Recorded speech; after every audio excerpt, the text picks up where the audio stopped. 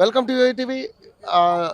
పార్లమెంట్లో జరిగినటువంటి దాడికి నిరసనగా అంటే ఈరోజు ఏదైతే ఎంపీల మీద ఘోరంగా అంటే ఒక విచక్షణ రహితంగా ఎంపీల మీద సస్పెన్షన్ వేటు వేయడం అనేది కాంగ్రెస్ పార్టీ పెద్ద ఎత్తున భారీ ఎత్తున దీని నిరసన వ్యక్తం చేస్తూ ఉంది. ఇండియా కూటమి మీద జరిగినటువంటి ఈ దాడి మీద దీని ఈ ఈ ఈ ఏదైతే ఈ ఎంపీల మీద చేసినటువంటి ఈ సస్పెన్షన్ మీద ఈరోజు పెద్ద ఎత్తున ధర్నా చౌక్లో హైదరాబాద్లో ధర్నా నిర్వహిస్తున్నటువంటి పరిస్థితి చూస్తున్నాం. దీనికి ముఖ్య అతిథిగా కూడా మన ముఖ్యమంత్రి రేవంత్ రెడ్డి గారు కూడా వచ్చే అవకాశం ఉంది. భారీ ఎత్తున నాయకులందరూ కూడా వచ్చారు. మాజీ ఎంపీ అయినటువంటి హనుమంతరావు గారు ఇప్పుడు మనతో పాటు ఉన్నారు. హనుమంతరావు గారిని అడిగి తెలుసుకుందాం అసలు నిజంగానే మరి ఇటువంటి చర్యలకి బీజేపీ ప్రభుత్వం మరి ఎటువంటి సమాధానం చెప్తుందో వాళ్ళ మాటలోనే తెలుసుకునే ప్రయత్నం చేద్దాం. సార్ చూస్తే వాళ్ళ సమాధానం ఒకటేనండి, ఇండియా కూటమి కావాలని ఇది పొలిటికల్ అడ్వాంటేజ్ తీసుకుంటుందని అంటున్నాడు. ఇంత అన్యాయం నేను ఎన్నడూ చూడలేదు. తప్పు నువ్వు చేస్తావు, మాకు అడ్వాంటేజా? నువ్వు చేసింది తప్పు కాదు. మీ పార్లమెంట్ మెంబరు ఏది విజిటర్ పాస్ ఇచ్చిండు కాబట్టి లోపలికి వచ్చి ఈ సృష్టించిండు కదా. అది కూడా ఎప్పుడు గతంలో ఎప్పుడైతే జరిగిందో ఒక ఇన్సిడెంట్ జరిగింది కాంగ్రెస్ మీద, అదే రోజు జరుగుతుందో మీకు అప్రమత్తం లేదా? మీ ఇంటెలిజెన్స్ ఫెయిలియర్ అయిందా లేదా? పోని దాని మీద వివరణ అడిగారు, వివరణ ఇవ్వాలి. ఇట్లా జరిగింది, పొరపాటు అయింది, ఇక ముందు దాని బదులు మేము పొరపాటు చేయలేదు, మేము మీ మాట వినము అని 143 మందిని బహిష్కరించి సస్పెండ్ చేసి పార్లమెంట్ నడిపించడం నా జీవితంలో ఎక్కడ చూడలే. ఇది ఒక భారతదేశం స్వాతంత్రం తెచ్చినప్పుడు ఎట్లా ఉండేనో మళ్ళా ఇప్పుడు బ్రిటిష్ పరిపాలనలాగానే డిక్టేటర్ పరిపాలన జరుగుతుంది.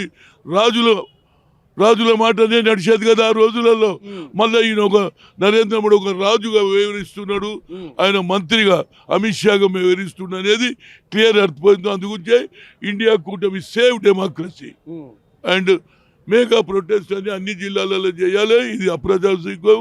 కొత్తగా పార్లమెంట్కి వచ్చింది మంచి విధానాలు అంటే ఇలా ప్రజలు ఎన్నుకోబడి పార్లమెంట్ మెంబర్లనే నోరు నొక్కేస్తే ఇది ప్రజాస్వామ్యమా అని మేము అడుగుతందుకే ఈ ప్రొటెస్ట్ అనేది నా ఉద్దేశం.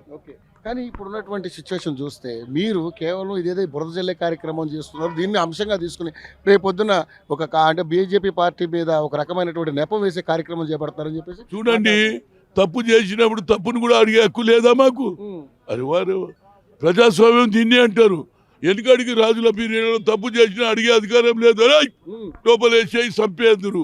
మళ్ళా నరేంద్ర మోడీ అది పాత పద్ధతి వచ్చింది, వ్యవహరిస్తానే ఉన్నాడు. ఇంకా వ్యవహరిస్తాడది. ఇప్పుడు చేసింది ఏంది?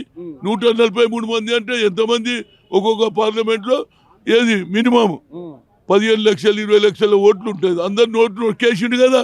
ఒక్కొక్క పార్లమెంట్లో మినిమం ఉంటుందా లేదా? 8 లక్షలు 10 లక్షలు 12 లక్షలు అంటే హాఫ్ ఆఫ్ ది పీపుల్ ఏదైతే ఇండియాలో ఉన్న 40% పీపుల్ ఓట్లు వేసిన వాళ్ళ నోరు నొక్కేసిండా లేదా? ఇది ప్రతి పౌరుడు కూడా అరే నా హక్కును ఏ విధంగా కాల రాసేసిండని అడగడానికే ఇది మెగా ప్రొటెస్ట్ అనేది నా ఉద్దేశం. కానీ ముఖ్యమంత్రి గారు రావడం అనేది కొంతమంది అంటే ముఖ్యమంత్రులు కూడా ధర్నాలకి పాల్పడతారని తప్ప. అదే ఇదే ప్రజాస్వామ్యం. తప్పు జరిగినప్పుడు అందరు రావాలి. కొత్త అనవైతే మా సోనియా గాంధీ గారు అన్ని దగ్గరకు వస్తలేరు. ఆమె కూడా యూపీఏ చైర్పర్సన్. ముఖ్యమంత్రి వస్తే తప్పేం ఆయననే అన్నాడు. నేను ఈ గతంలో ఇదే ఇందిరా పార్క్ దగ్గర ప్రొటెస్ట్ చేయొద్దు అన్నాడు. నేను కోర్టుకు పోయినా, ఏదైతే జంతర్ మంతర్లు ఇచ్చినా అప్పటి నుంచి ఓపెన్. దానికి ఇలా ఆయన ఒక అడుగు ముందుకేసి ప్రజాస్వామ్యంలో ఏదైతే ఇందిరా పార్క్ దగ్గర ప్రతి ఒక్కరు ధర్నా చేయొచ్చు, తన వాయిస్ వినిపిస్తేనే కదా నాకు తెలిసేది అన్నాడు. అలాంటి ప్రజాస్వామ్యం కావాలనేదే నా ఉద్దేశం. మన అసెంబ్లీలో ఉన్నటువంటి సెషన్స్ చూసుకుంటే ఏంటి మీకేమనిపిస్తుంది? శ్వేతపత్రం మీద మీ అభిప్రాయం ఏంటి? అసలు అభిప్రాయం ఏంటి? వాళ్ళు చేసిన తప్పులు బయట పెట్టమంటున్నాం, ఎంక్వైరీ చేయమంటున్నాం. ఇంట్లో తప్పేముంది? మేమే యాక్షన్ తీసుకుంటలేం కదా. ఎంక్వైరీ చేస్తే వాస్తవాలు ప్రజలకు తెలియాలి. ఓట్లు వేసేటోడేవాడు ప్రజలు, ట్యాక్స్ కట్టేటోడేవాడు ప్రజలు. ట్యాక్స్ కట్టడం తెలియాలి కదా. అరే నేను ఎందుకు కట్టినా, ఈ పైసలు ఎట్లా, అదే అడుగుతున్నాడు. రేవంత్ రెడ్డి తప్పేమన్నాడు? ఎంక్వైరీ చేయమంటున్నాడు. వాస్తవాలు ప్రజలకు తెలియాలన్నాడు. మేము అందుగురించే రైట్ టు ఇన్ఫర్మేషన్ యాక్ట్ కూడా తెచ్చినాం. దాని గురించే ప్రతి ఒక్కరికి తెలియాలి. ఈ రోడ్డు వేస్తున్నాడు, ఎవడు వేస్తున్నాడు, ఎంత ఎన్ని లక్షలు ఖర్చు అవుతుంది, సరిగ్గా వేసిండే అడిగే హక్కు ఇచ్చింది. కాబట్టి అదే పందాలో మా రేవంత్ రెడ్డి కూడా పనిచేస్తుండ అనేది నా ఉద్దేశం. కానీ ఆయన అన్నాడు 1,00,000 కోట్లు మింగిని అని కూడా కక్కిస్తానే. ఆ ప్రాసెస్ జరుగుతుందనే ఇప్పుడు మొదలు ఎంక్వైరీ అయినాక ప్రాసెస్ మళ్ళీ నువ్వు మైక్ పెట్టు చెప్తా. Right, thank you. మొత్తానికైతే చూసుకుంటే ఇండియా కూటమికి జరిగినటువంటి అవమానాన్ని అంటే ఎంపీలందరూ కూడా సస్పెన్షన్ కారణంగా ఈరోజు mega protest to oppose the suspension of 141 opposition MPs in undemocratic way by BJP government. Telangana Pradesh Congress committee వాళ్ళ ఆధ్వర్యంలో జరుగుతున్నటువంటి ఈ ధర్నా కార్యక్రమానికి పెద్ద ఎత్తునటువంటి నాయకులు అందరూ కూడా రావడం జరుగుతుంది. ఇంకా ముఖ్యమంత్రి గారు కూడా వచ్చే అవకాశాలు ఉన్నాయి. సో ముఖ్య నాయకులందరూ కూడా వచ్చే అవకాశం ఉంది. సో భారీ ఎత్తున పోలీసులు కూడా బందోబస్తు ఏర్పాటు చేయడం జరిగింది. సో చూద్దాం, అంటే మినిట్ టు మినిట్ నుంచి వెరీ అప్డేట్స్ కూడా అందించే అవకాశం ఉంటుంది. Port studio.